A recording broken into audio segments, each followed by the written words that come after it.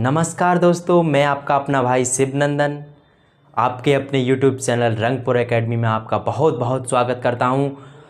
तो आज हम हिंदी की क्लास चल रही थी। हिंदी में सबसे पहले हमने वर्णों के बारे में पढ़ाया था, यानी वर्णमाला को पढ़ाया था।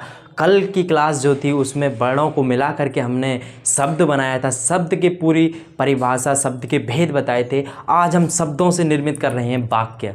ठीक है, शब्दों से जो बड़ी इकाई है वो क्या है? वाक्य है। बिल्कुल सिस्टमेटिक ढंग से लेकर के चल रहे हैं क्लास के लिए। तो शब्दों से निर्मित क्या है? वाक्य। आज वाक्य के बारे में देखते हैं, वाक्य एवं वाक्य के भेद।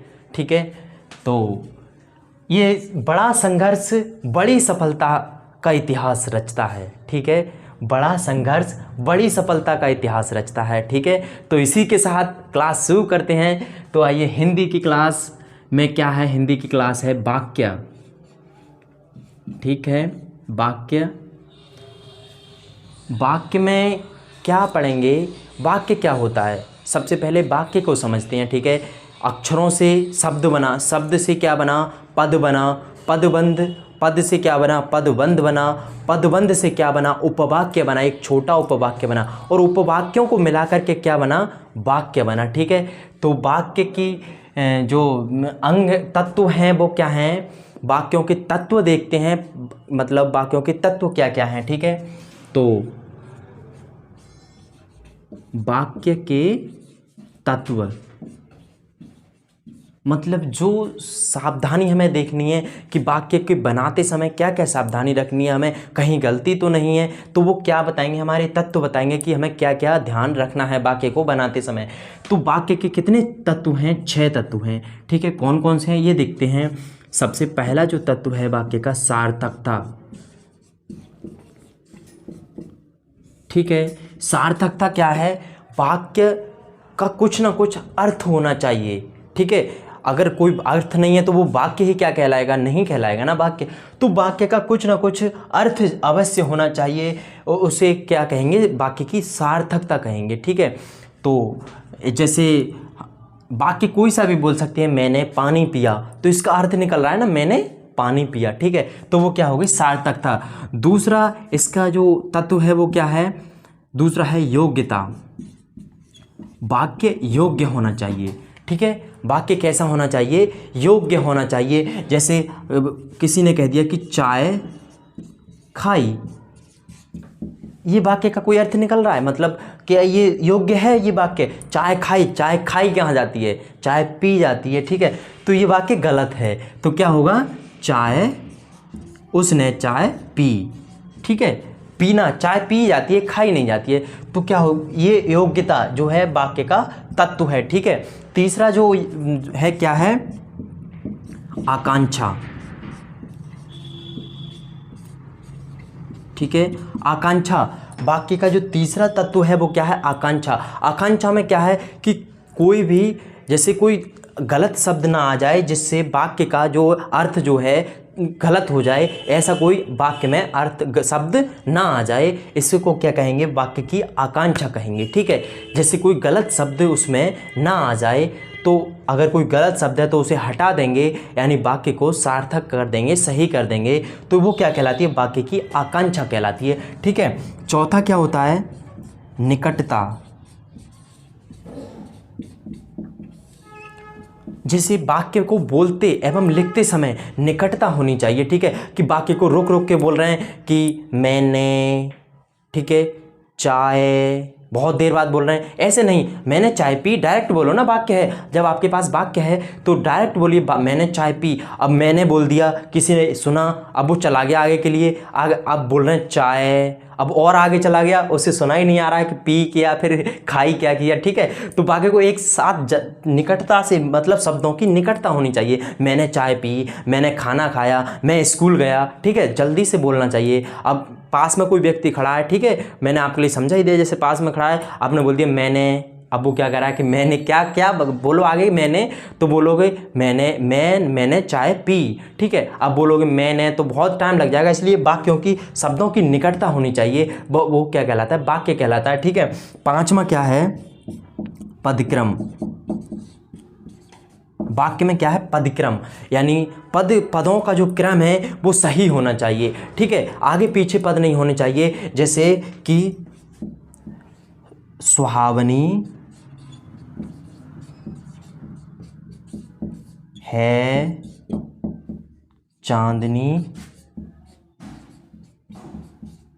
रात, ये क्या कोई अर्थ निकल रहा है इसका? देखो, सुहावनी यहाँ रख दिया, है यहाँ रख दिया, चांदनी रात यहाँ रख दिया, तो ये कोई वाक्य बना कि सुहावनी है चांदनी रात। अगर इसे ही हम कर दें कि चांदनी रात सुहावनी है, कितना अच्छा।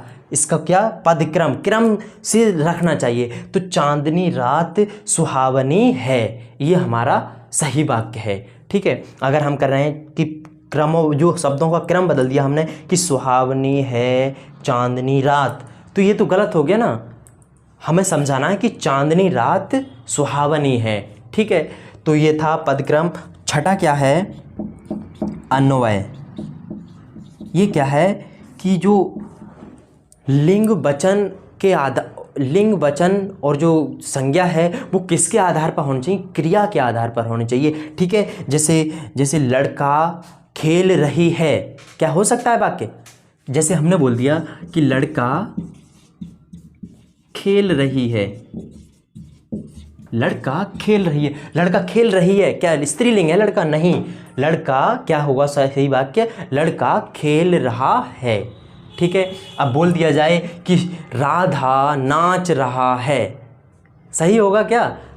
जैसे लिख दिया हमने राधा नाच रहा है, ये वाक्य गलत है, क्योंकि इसकी जो संज्ञा है, यानी जो लिंग है, स्त्रीलिंग है, उसके हिसाब से क्रिया नहीं है। ठीक है, तो क्या होगा, राधा नाच रही है, ये वाक्य सही होगा। तो ये थे वाक्य के तत्व, यानी वाक्यों को कैसे लिखा जाता है, किस प्रकार लिखा जाता है, ये 6 तत्वों से लिखे जाते हैं वाक्य। ठीक है, तो वाक्य के तत्व के बाद देखते हैं वाक्यों के अंग।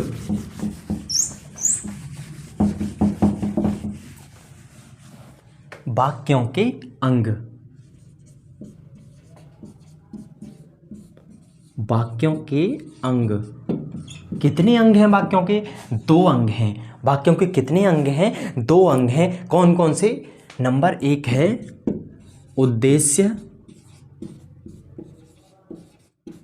दूसरा क्या है, विधेय।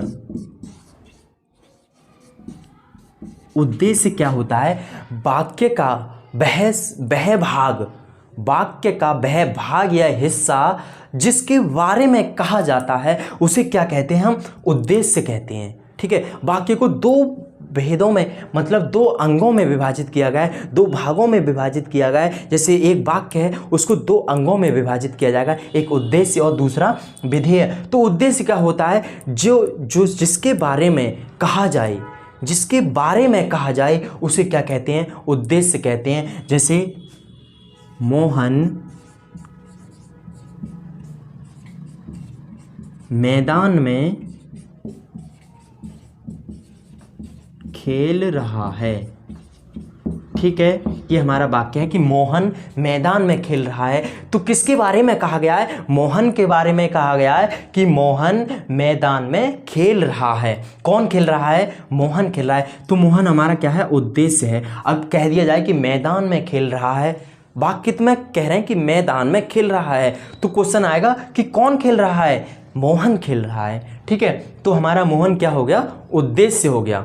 अगर उद्देश्य नहीं होता तो किसके बारे में बात कहेंगे, जिसके बारे में बात कही जाती है उसे क्या कहते हैं, उद्देश्य कहते हैं। ठीक है, तो मोहन मैदान में खेल रहा है। अब डायरेक्ट केवल कह दिया कि मैदान में खेल रहा है, अब ये पता ही नहीं चल रहा है कि कौन खेल रहा है, किसके बारे में कह रहे हैं कि कौन खेल रहा है। अब कह रहे हैं कि बच्चे मैदान में खेल रहे हैं, दूसरा वाक्य आ गया कि बच्चे मैदान में खेल रहे हैं। ठीक है, तो अगर हम ये बच्चे भी हटा दें, मोहन भी हटा दें, कह दें मैदान में खेल रहे हैं, तो कौन खेल रहे हैं, किसके बारे में कह रहे हैं, जिसके बारे में। यही तो निकल के आया कि जिसके बारे में कहा जाता है, जिसके बारे में बताया जाए उसे हम क्या कहते हैं, उद्देश्य कहते हैं।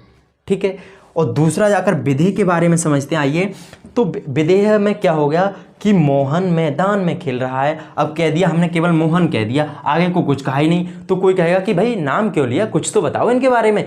तो जिसके बारे में बताया जाए, जिसके बारे में जो कहा जाता है, जिसके बारे में बताया जाए वो तो उद्देश्य, जो हम कहा जाता है उसे क्या कहते हैं, हम विधेय कहते हैं। तो ये मैदान में खेल रहा है, ये क्या हो गया, विधेय हो गया, ठीक है। और ये क्या हो गया, हमारा उद्देश्य हो गया। और जिसके बारे में बताया जाए वो उद्देश्य, और जो कहा जाए, उद्देश्य के बारे में जो कहा जाए, जो शब्द कहे जाएं, उन्हें क्या कहते हैं, हम विधेय कहते हैं, ठीक है। तो वाक्य के कितने अंग हो गए, 2 अंग हो गए।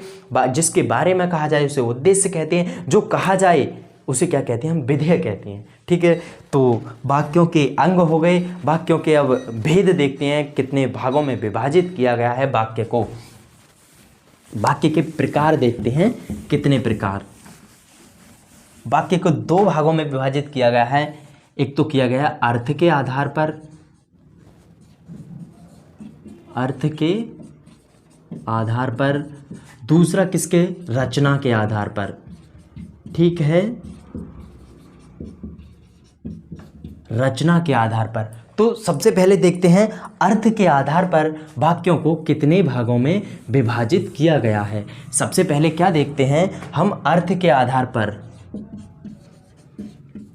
अर्थ के आधार पर वाक्यों का विभाजन कितने भागों में विभाजित किया गया है, अर्थ के आधार पर। अर्थ के आधार पर वाक्यों को 8 भागों में डिवाइड किया गया है, विभाजित किया गया है, ठीक है। 8 भाग देखते हैं। सबसे पहला कौन सा है, विधानवाचक, विधानवाचक वाक्य। क्या है विधानवाचक वाक्य में, जिन वाक्यों में क्रिया का होना या करना पाया जाए उन्हें हम क्या कहते हैं, विधानवाचक वाक्य कहते हैं। जिन वाक्यों में, परिभाषा क्या है इसकी, जिन वाक्यों में किसी क्रिया का होना या करना पाया जाए उसे हम क्या कहते हैं, विधानवाचक कहते हैं। विधि या फिर विधिवाचक कहेंगे या विधानवाचक कहेंगे, बात एक ही है, विधानवाचक या विधिवाचक। तो इसमें जो एग्जाम्पल होंगे वो क्या होंगे, कैसे मैंने दूध पिया, ठीक है, कैसा वाक्य है, विधानवाचक। राम पढ़ रहा है, ठीक है, ये कैसे वाक्य हैं, विधानवाचक वाक्य हैं। दूसरा जो टाइप है, ये पहला टाइप हो गया। दूसरा टाइप कौन सा है, निषेधात्मक वाक्य या निषेधवाचक वाक्य। निषेधवाचक वाक्य कैसे वाक्य होते हैं, जिन वाक्यों में कार्य का ना होना पाया जाए, यानी निषेध होना, निषेध हो, मना करे कोई काम के लिए जिसमें नहीं आ जाए, उन्हें हम कैसे वाक्य कहते हैं, निषेधवाचक वाक्य कहते हैं या निषेधात्मक वाक्य कहते हैं, ठीक है। तो जिन वाक्यों में कार्य का ना होना पाया जाए उन वाक्यों को हम क्या कहते हैं, निषेधात्मक वाक्य कहते हैं। देखिए एग्जाम्पल, जैसे राम ने खाना नहीं खाया, तो ये कैसे वाक्य हैं, जिसमें नहीं आ जाए, जिसमें कार्य का ना होना पाया जाए, उन्हें हम क्या कहते हैं, निषेधात्मक वाक्य कहते हैं, ठीक है। तो राम ने खाना नहीं खाया, तो इसमें नहीं आ गया, ठीक है। उसने कहा कि मैं यह कार्य नहीं करूँगा। बोले भी क्यों नहीं करोगे, बोले नहीं करूँगा, ठीक है। तो इसमें उसने कह दिया नहीं करूँगा, मैं, निषेधवाचक वाक्य है, ठीक है, मैं यह कार्य नहीं करूँगा, ठीक है। तीसरा जो इसका पार्ट है, मतलब तीसरा इसका जो है वो क्या है, तीसरा भाग, 2 हो गए। तीसरा है प्रश्नवाचक, प्रश्नवाचक वाक्य।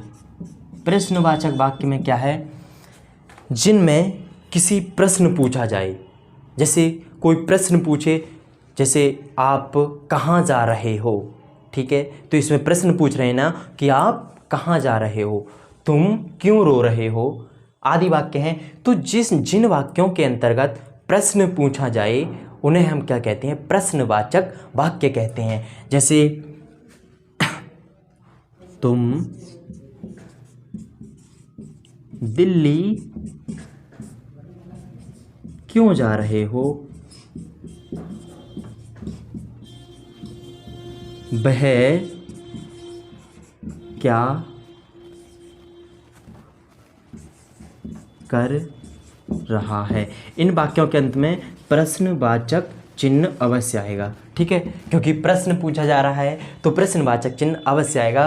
तो इस जैसे मैं आपके लिए बताया परिभाषा कि जिन वाक्यों के अंतर्गत प्रश्न पूछा जाए उन्हें हम क्या कहते हैं, प्रश्नवाचक वाक्य कहते हैं। तो तुम दिल्ली क्यों जा रहे हो, इसमें प्रश्न पूछा गया है कि तुम दिल्ली क्यों जा रहे हो, वह क्या कर रहा है, इसमें भी प्रश्न पूछा गया है। तो जिन वाक्यों के अंतर्गत प्रश्न पूछा जाए उन्हें हम क्या कहते हैं, प्रश्नवाचक वाक्य कहते हैं, ठीक है। तीसरा हो गया प्रश्नवाचक वाक्य। चौथा क्या है, आज्ञावाचक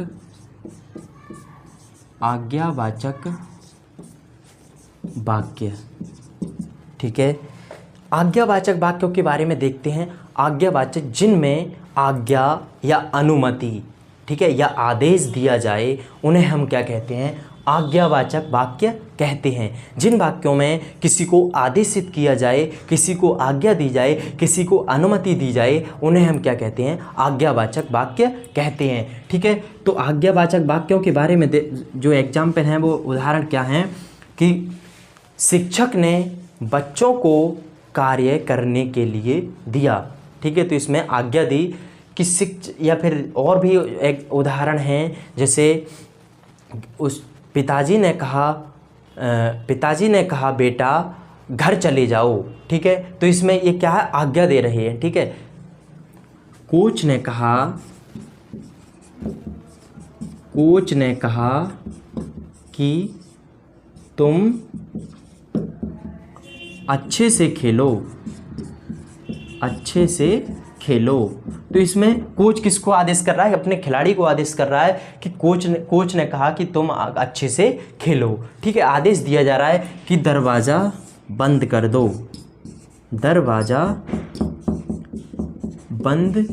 दो, कोई किसी से कह रहा है कि भाई दरवाज़ा बंद कर दो, आदेश कर रहा है, ठीक है, आज्ञा दे रहा है। तो ये कैसे वाक्य हो गए, आज्ञावाचक वाक्य हो गए। ये चौथा पार्ट था। पांचवा इसका पार्ट देखते हैं। पांचवा पार्ट क्या है, इच्छावाचक वाक्य,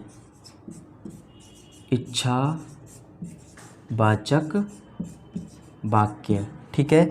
इच्छावाचक वाक्य में क्या है, जिन वाक्यों के अंतर्गत इच्छा या फिर आशीर्वाद दिया जाए उन्हें हम क्या कहते हैं, इच्छावाचक वाक्य कहते हैं, ठीक है। तो इसके उदाहरण देखते हैं कि मेरी इच्छा है कि तुम 10th में पास हो जाओ, ठीक है, इसमें क्या है, इच्छा करते हैं या आशीर्वाद देते हैं, जैसे कि मैं चाहता हूँ कि आप IAS अधिकारी बन जाओ, ठीक है। तुम इसमें क्या कर रहे हैं, इच्छा कर रहे हैं, किसी से इच्छा कर रहे हैं कि भाई आप जो है IAS अधिकारी बन जाओ, ठीक है। तो वे वाक्य जिनमें इच्छा या आशीर्वाद दिया जाता है उन्हें हम क्या कहते हैं, इच्छावाचक वाक्य कहते हैं, ठीक है। तो इच्छावाचक वाक्यों का उदाहरण देखते हैं कि मैं चाहता हूँ या सुबोध आप कर्मचारी बन जाओ। मेरी क्या इच्छा है इसमें कि सुबोध आप कर्मचारी बन जाओ, ठीक है। तो ये कैसे वाक्य हो गए, इच्छावाचक वाक्य हो गए, ठीक है। छठा पार्ट क्या है इसका, छठा है संदेहवाचक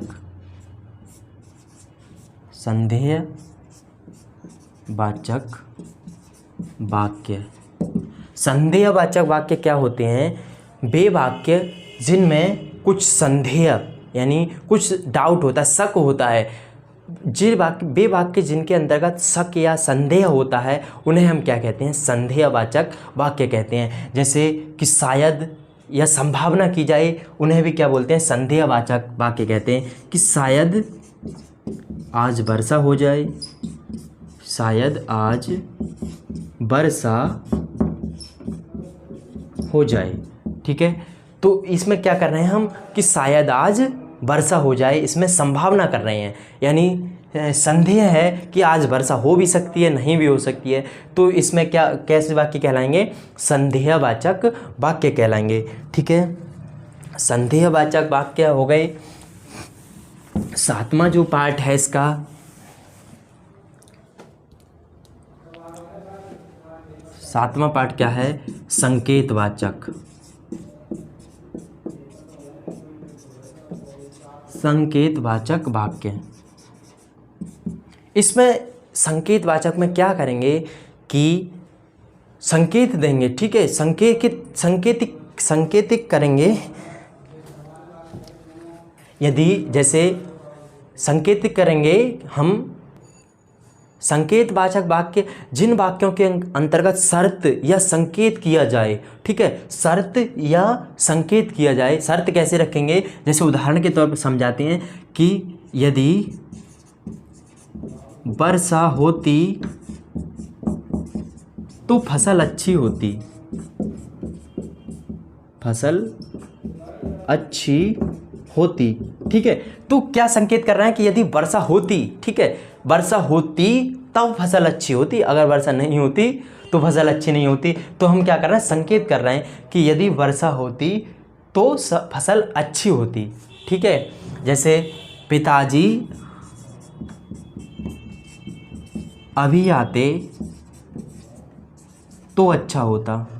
पिताजी अभी आते तो अच्छा होता। पिताजी अगर अभी आ जाते तो बहुत अच्छा होता। ठीक है, हम संकेत कर रहे हैं, यानी शर्त रख रहे हैं कि पिताजी अभी आ जाते तो क्या पता काम अच्छा हो जाता। ठीक है, तो ये कैसे वाक्य हैं? संकेतवाचक वाक्य। आठवां जो अंतिम जो इसका पार्ट है, भाग है, वो कौन सा है? विस्मय बोधक वाक्य। विस्मयवाचक या विस्मय बोधक वाक्य। इसमें क्या क्या होता है कि इसमें अरे, ओहो, आहा, ये क्या है? विस्मय, यानी विस्मय बोधक शब्दों का यूज किया जाता है, प्रयोग किया जाता है। उन्हें हम क्या कहते हैं? विस्मयवाचक वाक्य कहते हैं। जैसे अरे, इसमें ये चिन्ह आएगा, विस्मय बोधक का चिन्ह आएगा। अरे आप अभी आ गए। ठीक है, आहा तुम मिठाई ले आए। खुश हो रहे हैं कि आहा तुम मिठाई ले आए, अरे आप अभी आ गए। तो इनमें क्या है? विस्मय बोधक शब्द जो हैं, अरे, आहा, अरे, हाँ, तो ये कैसे शब्द हैं? विस्मयवाचक शब्द हैं, विस्मय बोधक शब्द हैं। तो जिन वाक्यों में विस्मय बोधक शब्दों का उपयोग किया जाता है उन्हें हम क्या कहते हैं? विस्मयवाचक वाक्य कहलाते हैं। तो इस प्रकार जो अर्थ के आधार पर जो वाक्य थे वो 8 प्रकार के थे। हमने अभी आपके लिए एक एक करके 8 प्रकार के वाक्य समझाए। ठीक है, अब देखते हैं रचना या बनावट के आधार पर वाक्य।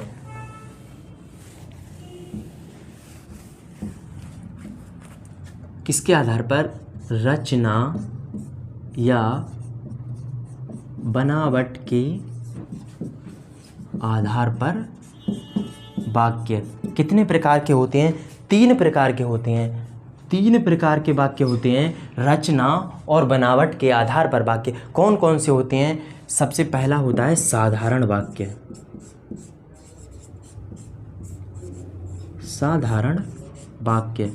साधारण वाक्य कैसे होते हैं? जिसमें केवल एक उद्देश्य और एक विधेय होता है, उसे हम क्या कहते हैं? साधारण वाक्य कहते हैं। परिभाषा क्या बनी कि जिन वाक्यों में केवल एक उद्देश्य और एक विधेय होता है उन्हें हम क्या कहते हैं? साधारण वाक्य कहते हैं। जैसे राम क्रिकेट खेल रहा है। साधारण या सिंपल वाक्य जिन्हें कहते हैं राम क्रिकेट खेल रहा है। ठीक है, तो ये सिंपल वाक्य है, साधारण वाक्य है। एक उद्देश्य है, राम क्रिकेट खेल रहा है, तो इसमें एक विधेय है। केवल एक उद्देश्य और एक विधेय होते हैं, उन्हें हम क्या कहते हैं?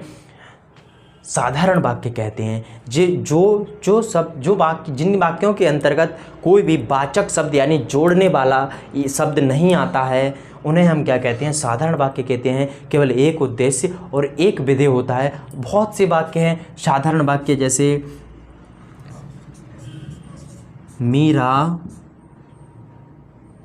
मीरा गाना गा रही हैं। ठीक है, ये सब क्या है, साधारण वाक्य हैं। तो साधारण वाक्य समझ में आ गए होंगे कि जिन वाक्यों में केवल एक उद्देश्य और एक विधेय होता है उन्हें हम क्या कहते हैं, साधारण वाक्य कहते हैं। दूसरा क्या है, दूसरा है संयुक्त वाक्य। संयुक्त वाक्य, जैसा कि इसके नाम से ही पता चल रहा है कि संयुक्त यानी दो या तीन जितने भी हो सकते हैं, संयुक्त यानी मिलकर के। तो दो उपवाक्यों को मिलाकर या दो साधारण वाक्यों को मिलाकर एक वाक्य बना दिया जाए तो वो क्या कहलाएगा, संयुक्त वाक्य कहलाएगा। दो साधारण वाक्यों या दो उपवाक्यों को मिलाकर जो वाक्य बनता है उसे हम क्या बोलेंगे, संयुक्त वाक्य बोलेंगे। तो संयुक्त वाक्य का उदाहरण देखते हैं। परिभाषा आपके समझ में आ गई होगी कि दो साधारण वाक्यों या दो उपवाक्यों को मिलाकर जो वाक्य बनाया जाता है उसे हम क्या कहते हैं, साधारण वाक्य संयुक्त वाक्य कहते हैं। और जिन शब्दों का मिलाने में यूज किया जाता है, वाक्यों को, साधारण वाक्यों को मिलाने में यूज किया जाता है, उन्हें हम क्या बोलते हैं, वाचक शब्द बोलते हैं। ठीक है, तो दो प्रधान यानी दो साधारण वाक्य देख लेते हैं कौन से हैं। जैसे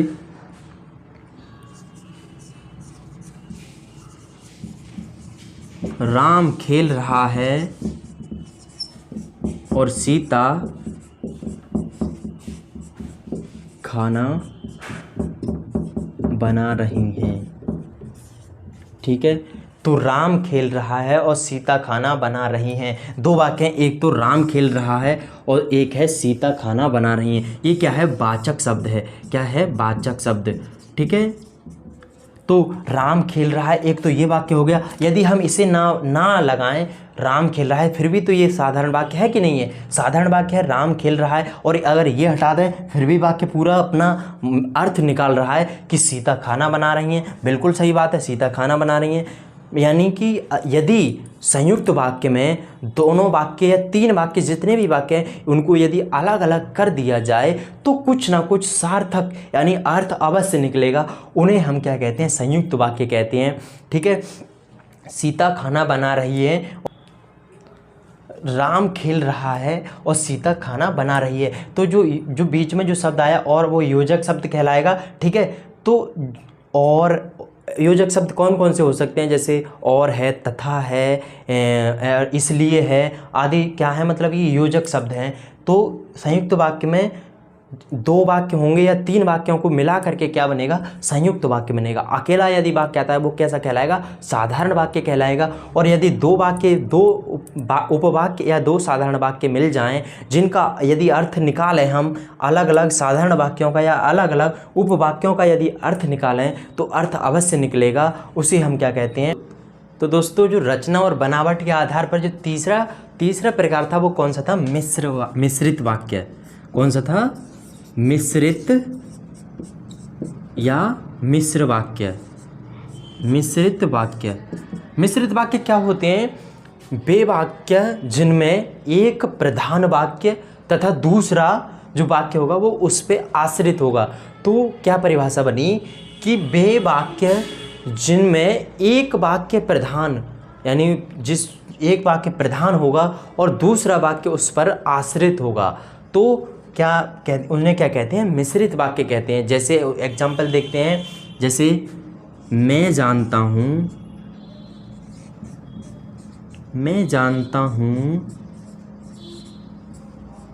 कि तुम्हारे अक्षर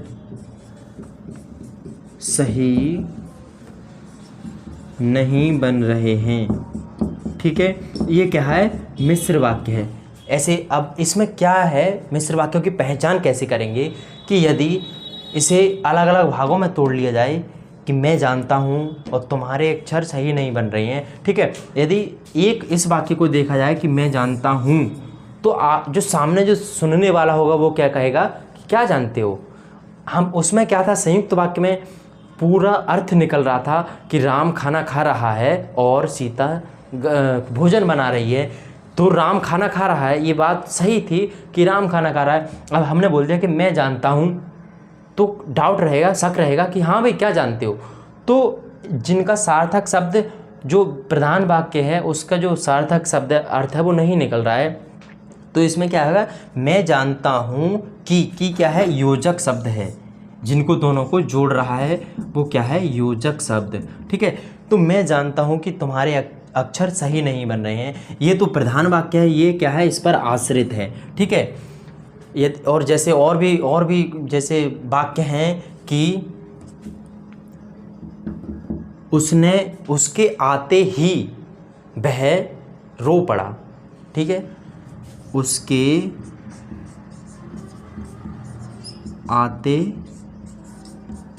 ही वह रोने लगा। ठीक है, तो उसके आते ही, ये यहाँ तक प्रधान वाक्य हो गया, और वह रोने लगा ये दूसरा वाक्य इस पर आश्रित है। उसके आते ही, पहले से नहीं रो रहा था, उसके आते ही वह रोने लगा। तो ठीक है, तो ये इसमें योजक शब्द हो गया। तो जो मिश्रित वाक्य होते हैं उनमें कौन कौन से योजक शब्द होते हैं, जैसे जैसे तैसे, ठीक है, जैसे ही, की आदि क्या हैं, ये जो योजक शब्द हैं, मिश्रित वाक्यों को जोड़ने वाले शब्द क्या हैं, ये हैं जैसे तैसे। ठीक है, और वाक्य देखते हैं, जैसे ही श्याम प्लेटफॉर्म पर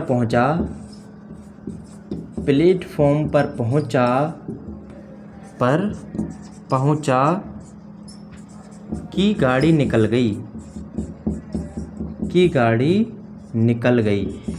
जो इसका जो अगला वाक्य है उसको कुछ ना कुछ रह जाता है, जैसे ही श्याम प्लेटफॉर्म पर पहुंचा। अब आगे कुछ ना कुछ हम अवश्य कहेंगे, जब तक वाक्य पूरा ही नहीं होगा जब तक हम कुछ ना कह देंगे। ठीक है, तो जैसे ही श्याम प्लेटफॉर्म पर पहुंचा, अब क्या कुछ इसका मतलब हुआ, आगे कहेंगे भाई क्या हुआ फिर आगे, तो की गाड़ी निकल गई। ठीक है, तो इन्हें क्या कहते हैं, मिश्रित वाक्य कहते हैं, जो एक दूसरे पर आश्रित होते हैं। दूसरा जो वाक्य होता है वो पहले वाक्य पर आश्रित होता है। ठीक है, पहला एक प्रधान वाक्य होता है। तो इस प्रकार वाक्यों को रचना और बनावट के आधार पर 3 प्रकार से विभाजित किया गया था, जिन्हें हमने अभी आपके लिए बताया। ठीक है, तो दोस्तों अगर आपके लिए क्लास पसंद आई हो, हिंदी की क्लास, अगर वाक्यों को अगर पसंद आए हों तो क्लास को लाइक कीजिए, वीडियो को और जो चैनल को सब्सक्राइब कीजिए और शेयर कीजिए, अधिक से अधिक शेयर कीजिए, जिससे कि आपको भी मिल सके और दूसरों को भी मिल सके। तो ठीक है, जय हिंद, जय भारत।